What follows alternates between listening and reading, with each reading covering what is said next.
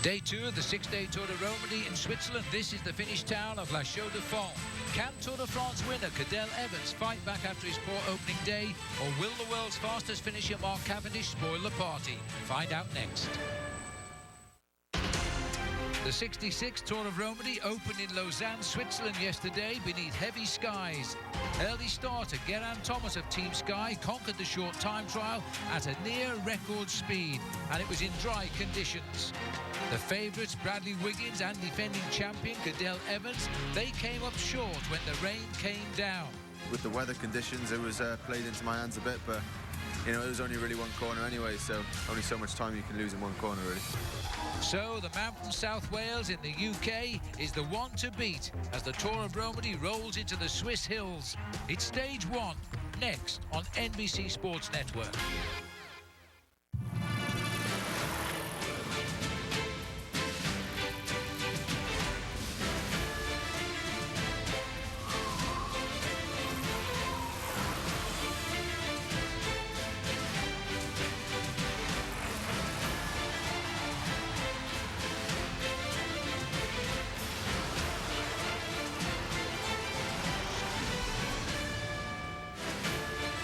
Hello everybody, welcome to the Epic Cycle Series presented by Michelob Ultra. We're looking down here on the Tour of Romandie in the heart of Switzerland now. Overcast skies again, but no rain yet as we face up to the opening road race stage of just over 114 miles. I'm Phil Liggett and alongside me is Bob Roll. Now yesterday, Bob, Geraint Thomas won the prologue time trial, but he's openly said he's not the man for the Sky team, who placed 3 riders in the top 4. So what's going to happen today? Well, obviously, Sky has come to rumble here in the Tour of Romandie. It looks to be a testing day for the attackers. The question is whether the sprinters can get over the climbs in the last hour of racing. All smiles for the new world track champion there of Melbourne just 3 weeks ago, Geraint Thomas.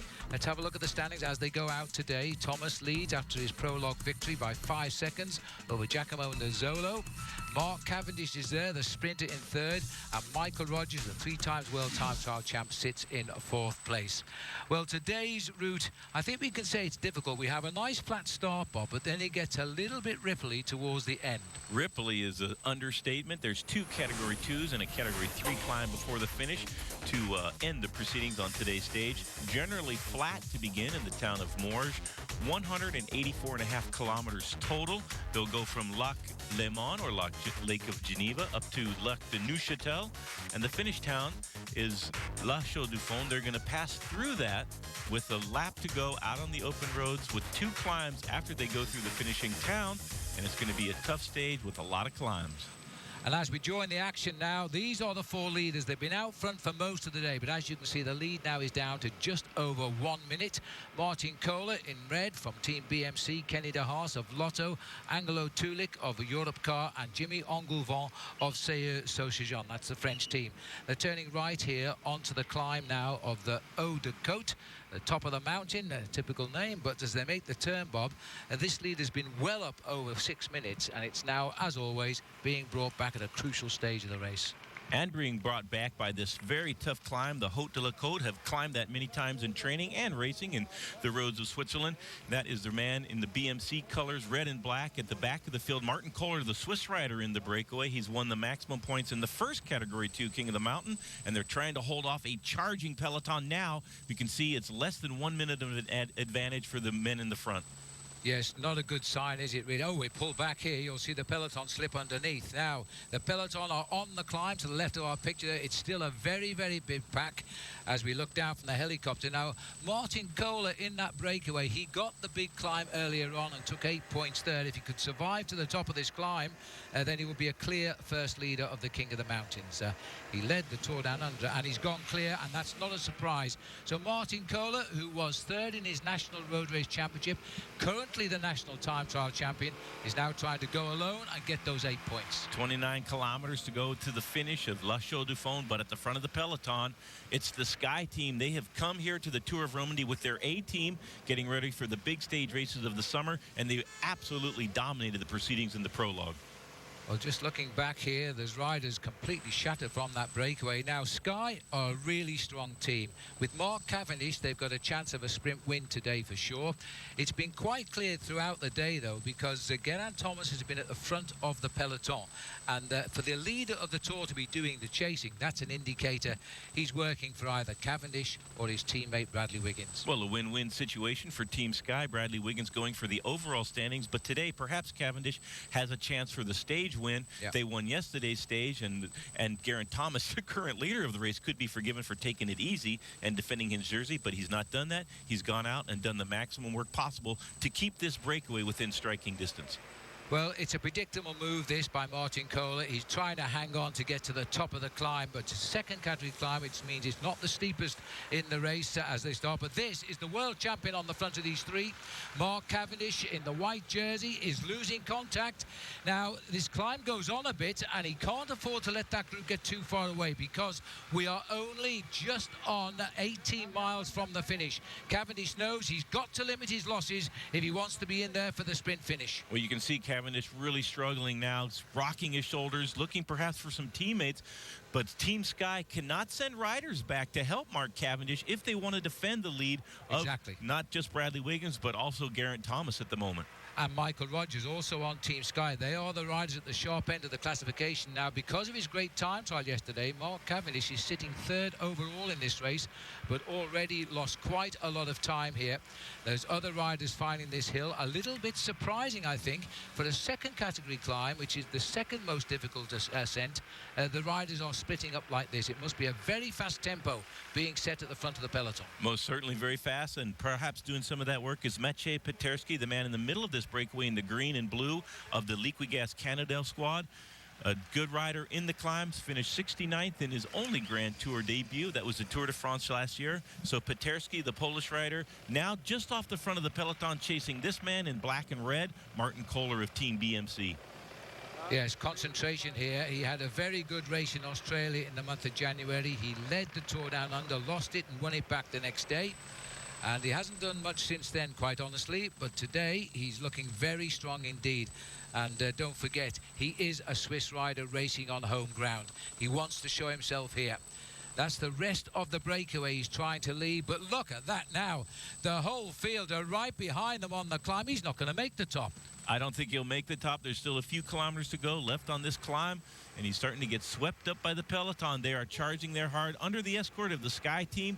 A little bit of a group here trying to get established on this climb here up to the very tough Haute de la Côte. This is pressure time now, and there's a real tempo being driven by Team Sky.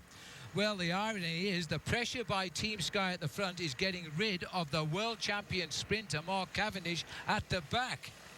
No rest for the wicked Mark Cavendish. His teammates are on the front doing the work, and he's been dropped off the back of the peloton. Those are some hard days for the sprinters. This is Martin Kohler. He's realised he's not going to see the top here as he falls back to the field. But somebody was coming up to his shoulder pretty quickly there. They've got away from the front of the pack. Good tempo riding being done. So they know they've caught the breakaway. They know they're only 18 miles or so from the finish. And it's chance now for a reshuffle. This looks like the Seychelles rider here, Fabrice Gendebos, who is making a move. Rode his first Tour de France last year and finished 123rd. He's on the way. He's trying to snatch the points at the top. He's not a marked man. He might have a chance here at 28 kilometres. 18 miles to go. There is the yellow jersey of Geraint Thomas, and he is also under pressure now. But he did say, you know, that he would win the race today. He was going to be a perfect teammate. He's our Road ID athlete profile today, and there's a little bit of information on him. 25 years of age. In the Melbourne, the World Championships 3 weeks ago, he became a world champion again as well, and a silver medalist as well on the track there. So it looks as though it is all over for the race leader. There is now a vacancy for who is going to be the next leader of the Tour of Romandie. We'll take a break.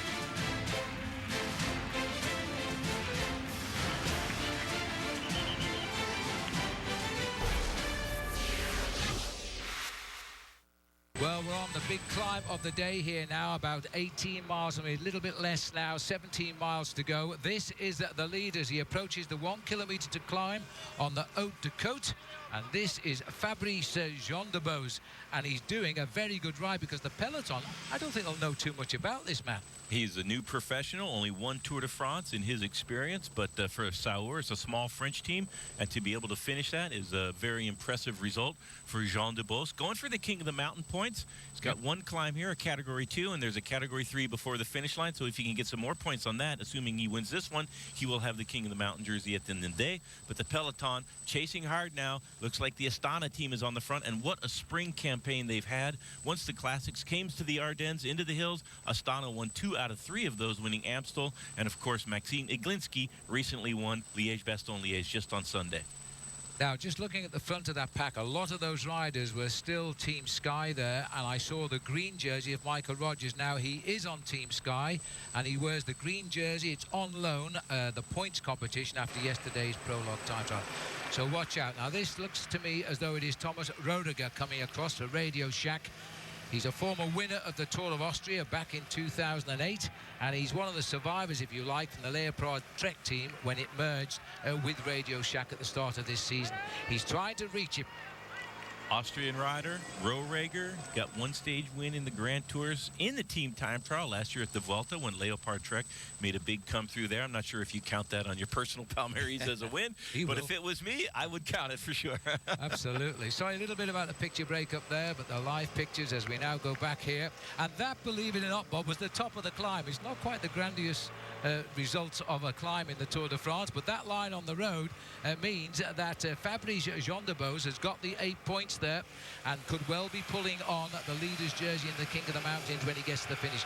Judging by his face as he went through camera, he's not going to wait. He's not waiting. He's going to cross this flat here on the top of this climb, a valley up to the Chaux-de-Fonds from the lakes of Lac de Neuchâtel. And this is a tricky part of the race. They're going to have a little bit of a descent before the last Category 3, but look at this line of riders in the peloton. This is going to reduce the chances of the sprinters dramatically. They're not regrouping at all at the moment. They're getting right there in line. That's an attack by Hagedal. They just picked up Roediger there as he's gone back in the bunch. Hagedal has gone forward here.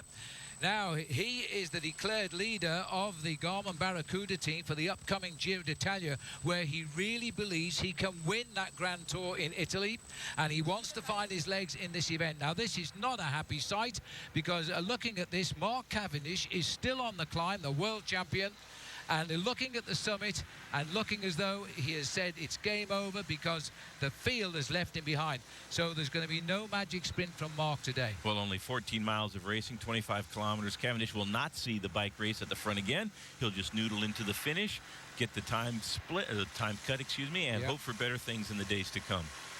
Well, he's losing quite a few minutes by the look of it here because he's coming up on one of another riders who's been dropped there, but we'll go back up to the leader.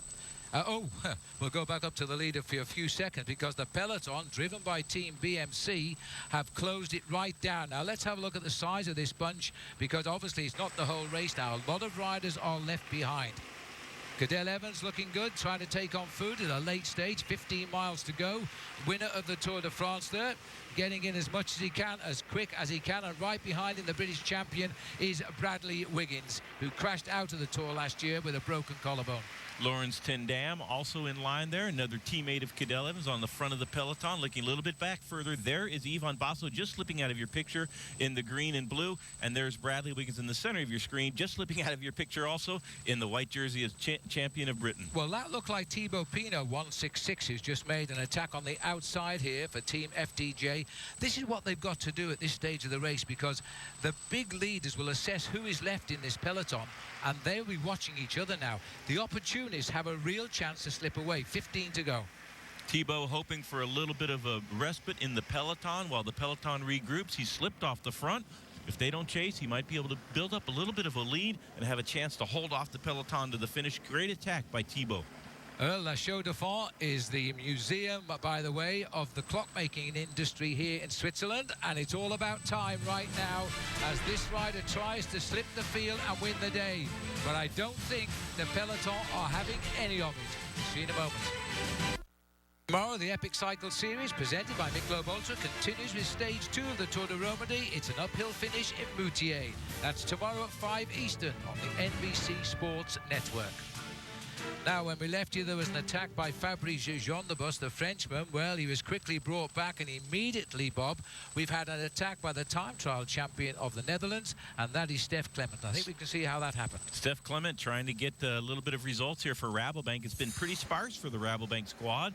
They haven't had a brilliant spring so far, but trying to reverse that. Stef Clement just off the front, and the peloton absolutely splintering behind Clement. But we're just on the 12.5 miles from the finish here. Now, Stef Clement, it must be reminded, has won the national time trial title in Holland in 4 years over the last few years. And he's a man, if he's let loose on his own, is going to be very difficult to catch. But look at the reaction behind. He passes through the sprint point there, gets a few points in the competition for the green jersey as the whole pack are now splitting up under pressure. You can see the accordion effect now in the front of the peloton and a group of riders going off the front. It was a very tough Category 2 climb at the top of this plateau. It flattened out, but it has not been any easier for the peloton, and it's really splintering at the moment. Well, about 4 miles ahead, we have the last climb of the day. Now, it's only third category. It's small, but it could be a perfect springboard to dive for the finish in Chaux-de-Fonds. The previous climb we've just come over has reduced that field. Looking at the pack, 50, 60 riders left in the challenge. This is now Clement trying to drive for home. It will be a big reward for this man. He doesn't win a lot of races. He's riding for Rabobank, and he probably knows that over in Turkey, because of the time difference, his teammate over there, Mark Renshaw, got his first win of the year, and he used to be Mark Cavendish's lead-out man. And Mark Renshaw, a very good result there. A lot of the top sprinters in the sport competing in the Tour of Turkey, a much flatter stage race than the Tour of Romandie. Very few opportunities for the sprinters in the Tour of Romandie in these Swiss mountains. Those turquoise jerseys, a massing of the troops there from Astana, who are having got one of those magical starts to the season with great success. 2 big wins in the Spring Classics. 12 miles left to go now. Peloton on narrow roads, but these roads are very exposed roads. As the fells sweep up to the forest on the hillside, they can see a long way ahead. They're difficult roads, and if you're and look at this now, a group has got to cross the gap, because the orange jersey there is Stef Clement, but he's been joined here by 6 other riders, and sat there right at the back of the bunch is Maxime Medrel. Maxime Medrel at the back, but right at the front, Vasily Kirienka. 2 stage wins in the Giro d'Italia. The Tour of Romandie is used as a preparation race for the Giro. So Kirienka sharpening his swords for the upcoming Giro d'Italia in the breakaway. He's won 2 stages at the Giro before, and he's also been very successful in a number of small stage races just like this, the Tour of Romandie. Now there's an attack straight off the front, and immediately somebody's following him from Saxo Bank. That is Pavel Brut in the white, the champion. He's wearing the colours there, the champion of Russia. He won that championship after a very good performance in this event last year. And he's an opportunist, and he always makes his moves in sight of the finish. There's Bradley Wiggins in the white jersey with the red and blue stripes, following his teammate in the green jersey. That's Mick Rogers. By vent of the results in the prologue, that is Mick Rogers in the green jersey as points leader. He's not leading that competition, obviously, and that will change. We'll see how that turns out for the rest of the race. Now, he's also staying very close to his team captain there, Bradley Wiggins. And I think Sky are short of men now. We've seen Mark Cavendish drop.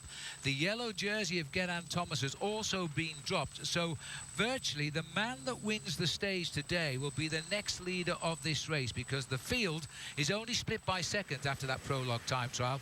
And the winner will receive 10 seconds off his time for taking the stage. 10-second bonification for the rider that hits the line first. That could definitely shake up the overall standings, as the race leader, Geraint Thomas, has been dropped and has yet to rejoin the field, chasing these riders in the breakaway.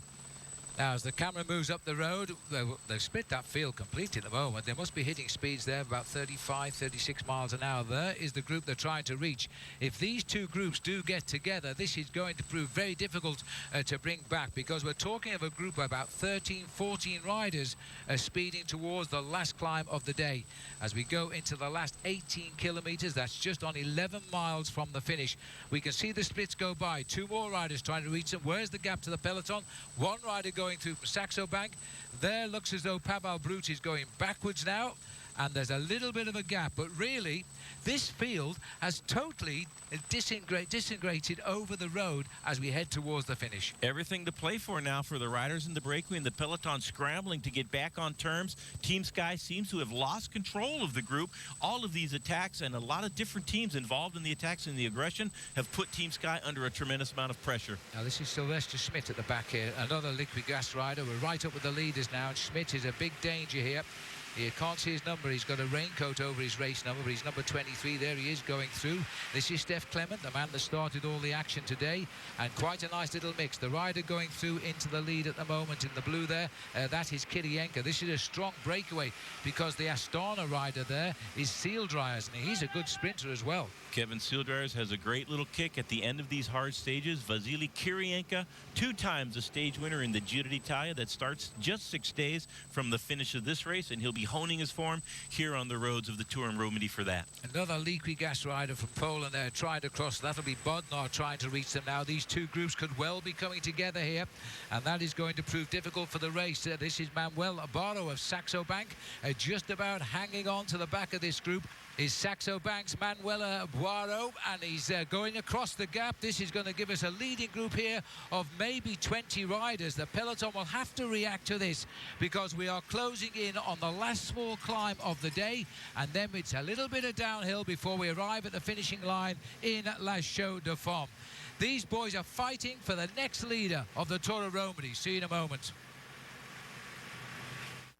As we gaze across briefly there at the beauty of Switzerland, we are now starting this 3rd category climb, and this is Chris Anker Sorensen, who has come right to the front as well for Saxo Bank.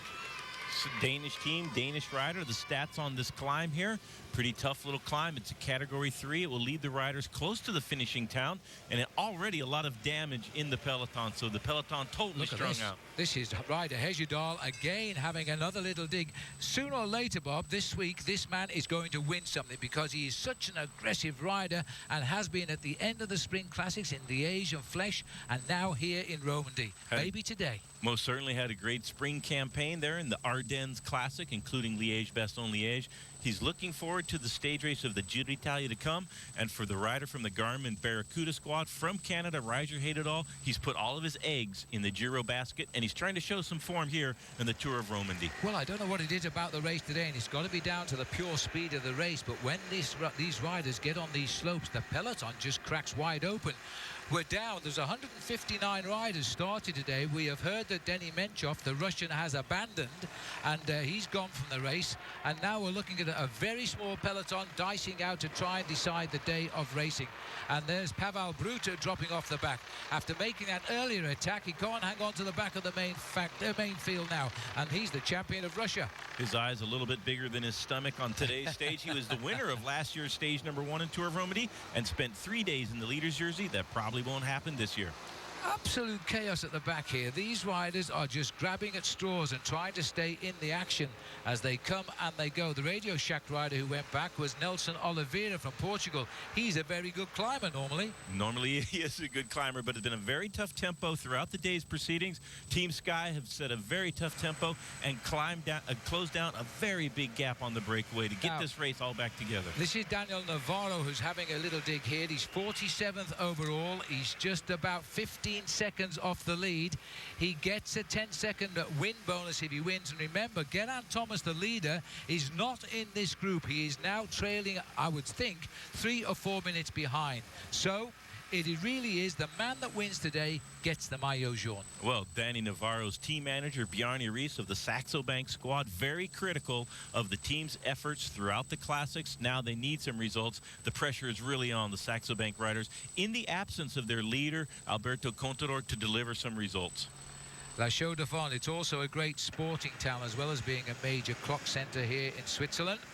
And that looks a rider from Sojourn who is starting to climb up the mountain now as he tries to pull away. You've got to hand it to that French team. They didn't get a wild card entry into this year's Tour de France, and they are quite bitter about that, aren't they?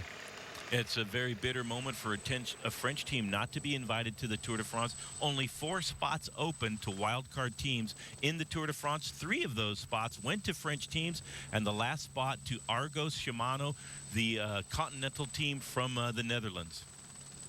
Well, we're looking down here as they cross the line. As it's still the Navarro on the attack in those blue colours of Saxo Branc. This is the little chase group.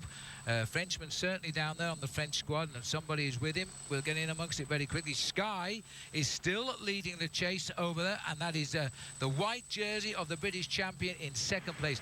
We're up amongst the snow line now. Did you see that, Bob? A little bit of snow on the side of the road. Chaux-de-Fonds does have cross-country ski races during the wintertime, including a World Cup cross-country ski event year in and year out in the winter, of course. Now we're in the spring, but still some of the snow is still remaining on the sides of the road. This race finishes on Sunday in one of the most famous ski resorts in Switzerland, at Crans-Montana, so that'll be an interesting end to a full week of racing. As we now rejoin Daniel Navarro here, trying to snatch this race on the way down towards the finish in La Chaux-de-Fonds. Now, we haven't talked much about last year's winner of this race and the winner of the Tour de France, Cadel Evans. We have seen him, and he is in that group, so he may feel he's done enough to just go with the group today and wait for another day. Thought I might have saw the French rider Fabrice Jean de Balse from the Sauer team coming second in those King of the Mountain points. He won the Category 2 climb just previously to that, so he might be in the King of the Mountain jersey, depending on how everything shakes out at the end of today's stage, and that would be a fantastic result for a pretty modest French squad, the Sauer team.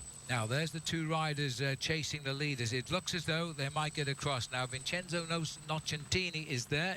He's in second place. No, he's not. He's in the lead at the moment because he's on the French team AG2R. They always have the worst colours in the peloton. Those horrible brown shorts that they wear.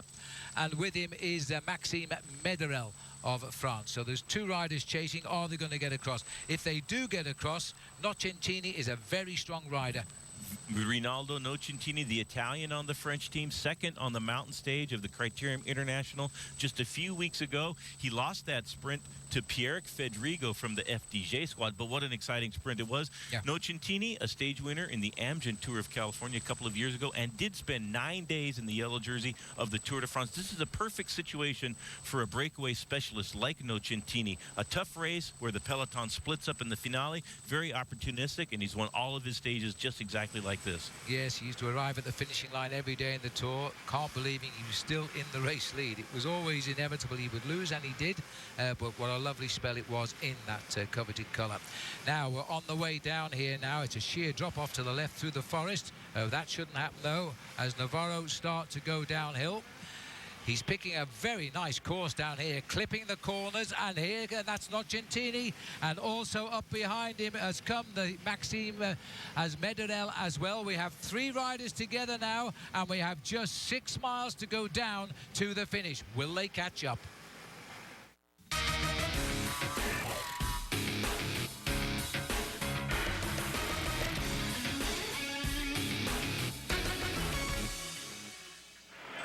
Welcome back, and the three leaders are just about still ahead, and they've got probably 10 minutes of racing to go down to the finishing line.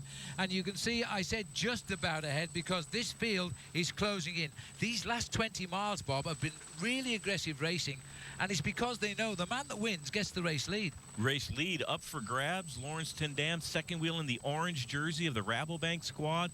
Dramatic stage in the Tour de France last summer for Laurens ten Dam when he crashed right on his chin, and that was quite an amazing feat to get up and get back in the race and finish up that Tour de France. Also, he had a good USA Pro Cycling Challenge in Colorado in the breakaway to Breckenridge, where he barely got caught on the line, along with Andy Schleck. Well, that looks like Laurens ten Dam has moved clear. He's come over the top there of Nocentini and Mederel. And this is definitely Laurens ten Dam as he starts now to try and ride away. He seems to have shaved off his beard that he was having in the Tour de France. 7 kilometres, 4.5 miles left to go. Quickly shut this one down.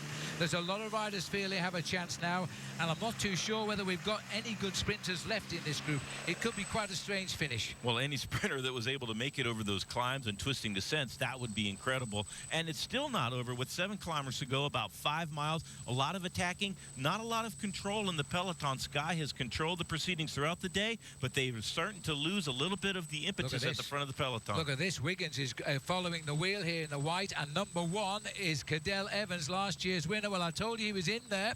He is watching everything. He's a very, very clever tactician, Cadell Evans.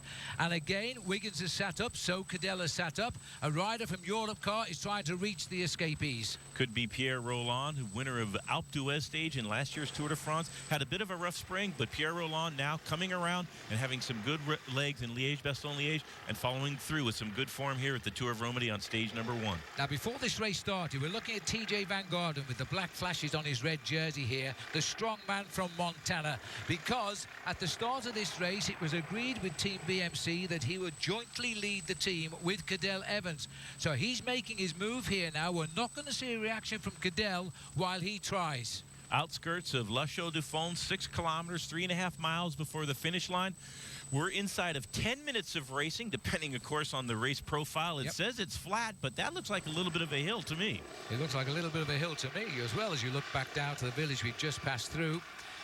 That's not Pierre. It could be Pierre Rolland who's come up, but this is TJ Van Garderen for sure here. He's coming into a purple patch. He's got good form at the moment, TJ. He rode a brilliant Liège-Bastogne-Liège. He's willing to work and work hard too. He knows he could pull this field apart. This is Wiggins, Bradley Wiggins here, Olympic gold medalist on the track. And he's complaining because he can't get tickets to the London Olympic Games for his family. And he's hinting he may not take part. Well, let's hope that doesn't come to pass. Bradley Wiggins, won't, believe his me. hand on the hip of the Liquigas rider there, just announcing that he's coming to the front. Please give me a little bit of room so I don't have to go out into the dirt here. This is a very competitive finale. Everything to play for. Stage win and the time bonus would give presumably any rider in this group enough time to get the race leader's jersey. Under the freeway here, racing in to La Chaux-de-Fonds. Bob Rowe used to base here, he was telling me, when he was a racing cyclist. A very, very beautiful town here in Switzerland. This is Pierre Rolland now, the Europe car rider, the winner of a stage of the Tour de France at the Mecca at Alpe d'Huez last year. He's trying to reach these 2 riders up here. And this is Gianpaolo Caruso in the red and Rui Costa of Movistar, who's also won a stage of the Tour de France. They had a very thrilling stage win in the Tour de France when he was in the breakaway with none other than TJ Van Garderen. Rui Costa was able to hold off the field. The year before that, got into a little bit of a dust-up with Carlos Barredo, and I'm surprised he wasn't disqualified from the Tour de France. Absolutely. But in last year's Tour, dramatic crash to his teammate Mauricio Soler. He wanted to try to put that out of people's mind. Also, of course, the death of his teammate Javier Tondo. So a tragic spring turned around by Rui Costa in last year's Tour de France. Very dramatic stage for Rui Costa to win that event. It was indeed, and it lifted a heavy cloud over the Spanish team as well. Now, this is coming together again here because this is a bridging of the ways as well. This looks like it is... Well, Seo Sujo, it looks to me as though it's Jean de Bose who is trying to come across, the rider who is the King of the Mountains elect at the moment now. As we're also watching the Rabobank rider here, this is Bauke Mollema, who is also trying to reach him. Just looking there, it's number 84, I think, so that will be Bauke Mollema, who's trying to get across to the leaders. Oh, was that 82, Bob? The old eyes are not what they used to be, you know. That is Luis Leon Sanchez if it's 82. Didn't look like his style. 4 kilometers, 2.5 miles to go, and there's still no signs of this being a bunch sprint. Rui Costa in the front there with Gianpaolo Caruso. Caruso able to do the Giro d'Italia the year before last because he was invited onto the Katusha team off of the Flaminia Ceramica squad that was not asked to do the Giro. So Gianpaolo Caruso, he loves the Giro d'Italia, and he's doing everything he can in the Tour of Romandie here today to get ready for that big stage race, the Grand Tour in his home country of Italy. Look at this effort by TJ Van Garderen. They're not going to let anything get away. He's closing down here as they whip round that traffic roundabout. They're coming right on the back of the leaders here now. Now it's beginning to look as though it may be a group sprint from all of these riders. As they come together again, they are putting everybody back in the place, and we are inside 2 miles to go. And these traffic circles, Bob, are going to cause a problem on this running. Very dangerous. No organization on the front. It's been an attacking finale. The last 30 miles have been nothing but attacks, but now a small group, about 40 or 50 riders, it looks like, have come together at the front. 1.2 miles left in the bike race. Well, we'll soon be looking for the kite in the sky, signalling the last half a mile to the finish, the kilometre banner, as the field now reshuffle. Now, as far as I have seen, there is no pure sprinter left in this front group. The field is about 50 or 60 riders only of the 159 who started the day. So this could be a most entertaining finish, or will it be a sprint finish? Because that is another attack that's gone off the front. Movistar going back on the attack there. Madrazo off the front. That's a great move here. 2 kilometers to go, just over a mile. But look at that, Bradley Wiggins on his wheel. Well, Wiggins has come right across. So this is an amazing situation. Wiggins has a lot of speed in those legs. He lost 9 seconds to his teammate in the time trial yesterday. That was Geraint Thomas, who is no longer here. And another attack has gone straight off the front. And this is Angel Madrazo this time as he puts his head. And look at the team of Rabobank as they try to drive it home. 3 men in the front of the peloton in the orange jerseys and blue shorts of Rabobank. And Bradley Wiggins right on their wheel, but Rabobank seems to have the numbers, the superior numbers here for the finale, closing in on 1 kilometer or about 1,000 yards to go in the bike race. Well, we're looking for the kilometre marker now. And remember, the winner today will surely pull on the yellow jersey. We have those 3-time bonuses, 10 seconds, 6 and 4 off the time of the first 3 over the line. What is surprising, this is not a routine sprint finish. There's the kilometre, Bob, going under the banner now. This is not a routine finish because these are the big men of this week's tour. Well, no team has their full complement of riders left in the peloton. Very small group, very select. Bradley Wiggins in the right jersey, right in the middle of your screen, following 2 Rabobank riders. Lawrence Tendam, he's done a lot of work in the last couple of kilometers, trying to do a lead out for his teammate to get the stage win. Well, there's a rush here up on the outside by the Liquigas lime green riders. Somebody got chopped out. That was Michael Rogers, pushed to the right of the screen there. And now they're trying to dodge wheels. 2 Liquigas riders. One is Petersky, I think, who has got his go. Wiggins is in 3rd place. Van Garderen is in 4th. They could be the 2 men to profit most by the finish because they are riders for the long term going down to Crans-Montana. And Wiggins has gone from the front here. Now, this is something you very rarely see. The man who won Paris-Nice overall has gone to the front. He is being challenged by Tilalongo as they go shoulder to shoulder. Tilalongo on the right. Wiggins is holding him. And Wiggins, in the absence of his teammate Mark Cavendish, has taken it on the line. That is a huge result for the champion of Great Britain. He gets the bonus and he gets the race leader's yellow jersey. We've never seen Bradley Wiggins sprint like that before in his career. That was a great stage win, a double kick. He went from a long way out. He's very pleased with that. You can tell with the fist pump. Went from a long way out, looked down, the rider started to swarm, and he kicked again. What a great stage win by Bradley Wiggins. Well, that is Paolo Tilalongo there, shaking his head and can't believe that Bradley Wiggins, who we note as a climber and a time trialist, has just gone and delivered an incredible sprint finish here on the opening road race stage of the Tour of Romandie. I think it was Leo Vester in 2nd place. Now, if it was, Bob, that's the copy of the result in Paris-Nice overall in March. First Wiggins, 2nd left Westra. There you go, Louis Westra 2nd on the stage. TJ Van Garderen, they're the man in the red and black. He got 4th on the stage. A great ride by the young man from the United States. Here is the following group coming in. These riders were dropped, including J.J. Cobo, winner of the Vuelta in the dark blue jersey there. He will lose a lot of time on today's stage. Well, look at the clock there. A minute has ticked by since the crossing of the line of Bradley Wiggins and a bunch of 40 or 50 riders, I think. That was an incredible. So have a look at this, Bob, and just see how well Bradley Wiggins sprints here. Mark Cavendish will be proud of him. Mark Cavendish would definitely be proud of this. This is about 500 meters from the finish line. Louis Westra on his wheel. He looks over. He's sprinting. Here comes Tilalongo on the outside. Now, that should be enough for the win, but Bradley Wiggins very determined for the stage because of that time bonus. He looks down at the road. He digs again all the way to the finish line, and what a great win. That is panache. A stroke of genius to win a great stage here. A very small group there, only 40 or 50 riders left at the front of the peloton. Bradley Wiggins, hats off. That's maybe the most satisfying open stage win he's ever had in his career. I would absolutely agree with that. And you may have noticed there, Bob, the rider with the black leg tights on was TJ Van Garderen, who has crossed the line 3rd or 4th. In fact, here it's confirmed in 4th. So the result first, Wiggins wins just under 5 hours today. Vestra was 2nd. That's the 1-2 result of Paris-Nice in March this year. Paolo Tilalongo, TJ Van Garderen was in 4th place. Looking further down, Ryder Hejjedal, same time. Remember, they do miss out on the bonuses. He is in 9th place, and Peter Weening is crossing the line, completing there the top 10. And we'll see Bradley Wiggins after the break. We'll interview him and he'll be on the podium. Well, we have seen an amazing sprint finish today here in Switzerland in the Tour of Romandie, and Bradley Wiggins, we never talk about him as a sprinter, has wiped out the big peloton on the line. The British champion here now receiving the winner's prize. He'll also be getting a leader's yellow jersey when we go out onto the second stage of the Tour of Romandie tomorrow. Well, that was an amazing result for him, and it's his 4th victory of the season as well. Remember, he's won Paris-Nice, and now he's set third to try and win here this race, the Tour of Romandie. All right, well, Bradley Wiggins is, of course, our Michelob Ultra Ride of the Day. You got to hand it to Bradley Wiggins for the ride of the day. Incredible sprint here. He ran out of teammates, no lead out. This is a great result. He went way early, went again, and was able to hold off a charging field. Second place, Louis Westra, who also was second in Paris-Nice earlier this year. But for Bradley Wiggins, the leadership of Team Sky is becoming more and more clear for the Tour de France. An emphatic stage win on stage number 1 of the Tour of Romandie. Well, let's hear from him right now.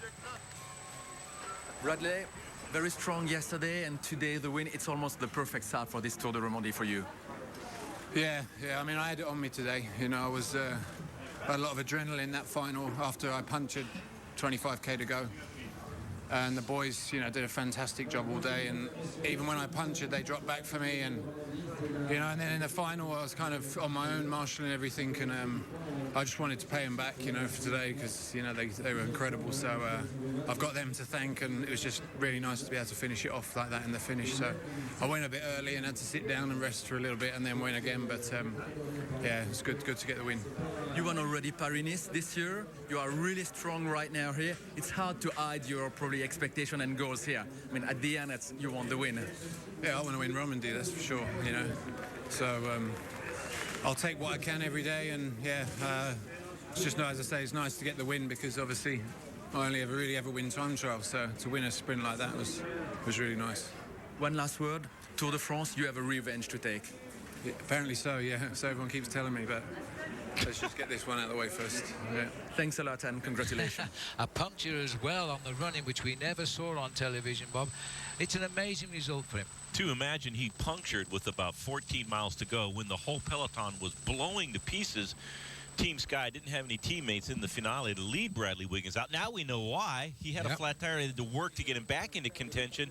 Unbelievable stage win for Bradley Wiggins. He is on great form. The form of his life. 2012 has been a great season so far for the leader of the Sky team after a really disappointing Tour de France when he crashed out last year with a broken collarbone. Nice to see him smiling. In fact, no British rider has ever won the Tour of Romandie. Robert Miller has finished second in this race, but nobody has ever actually won it. And so he'll take great pleasure at winning a sprint finish. I'd love to be at the dinner table tonight when he talks with Mark Cavendish, who, by the way, lost 11 minutes today on the run-in. There's the result of the stage, though. Wiggins gets it ahead of Michael. This is the overall now. Michael Rogers moves up into second from fourth. Boak Mollema gets into third. Look at that, though. Andrew Talansky comes up. He also gets the white jersey as best young rider. Wilco Kelderman will rival him for that. In sixth place, Zabriskie is up there in seventh. All these riders made split and paying attention. TJ Van Gordon there in 16th place. Overall, this, remember, only 15 seconds off yellow. Cadel Evans, the defending champion, he's 21 seconds back. Danny Pate a little bit down today. This is the young American, Andrew Talansky, putting on the white jersey as best young rider. He's had a bit of an up and down spring, but he's in 5th place in the overall standings. And on the Ascension, very pleased, Andrew Talansky, and that is a good ride so far. He might have a chance to win this bike race at the end of the week. Absolutely, and why not? And don't forget, continue with us now. The coverage of the Tour de Romandie will continue. The Epic Cycle Series presented by Michelob Ultra. It is tomorrow at 5 Eastern, our usual time. It's also an uphill finish into Moutier. And don't forget, for our full cycling schedule, log on to nbcsports.com. Wiggins today was sensational, and tomorrow he will lead the race out. And remember, no Brit has ever won this. For Bob Roll, I'm Phil Liggett. See you tomorrow.